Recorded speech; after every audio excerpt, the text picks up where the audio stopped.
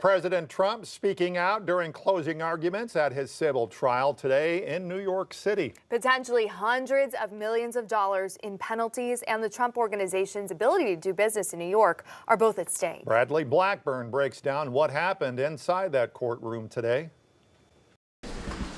With closing arguments underway in his New York civil fraud case Thursday, former President Donald Trump made his case directly to the public. This is a political witch hunt, the likes of which nobody's ever seen before. Inside the courtroom, Trump, who had wanted to give a closing argument himself, spoke briefly, calling the proceedings, quote, a fraud on me, before the judge cut him off. Now we'll see if we're going to get an honest verdict. We didn't have a jury. We had no rights to a jury.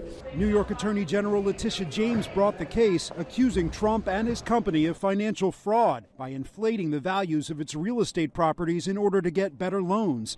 The state is seeking $370 million in penalties. The case could end up barring Trump from doing business in New York. The state's argument is very clear here, which is we have put on plenty of proof that the former president inflated his assets by a huge amount in order to enrich himself and his family. Before the trial started, the judge had already ruled that Trump engaged in fraud. The big issue that remains for him to decide now is what, if any, damages to award. I'm not sure you can show a high level of damages or ill-gotten gains from this transaction. Trump disregarded limits imposed by the judge during his comments in the courtroom. He used them to maintain he did nothing wrong.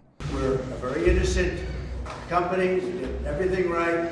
The hearing came hours after Judge Arthur Engoron's home received a bomb threat. He is expected to issue his ruling by the end of the month.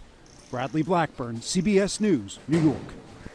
In addition to this civil case, Trump, who has a substantial lead in the polls for the Republican presidential nomination, also faces criminal charges in 4 different cases. Of course, he denies any wrongdoing.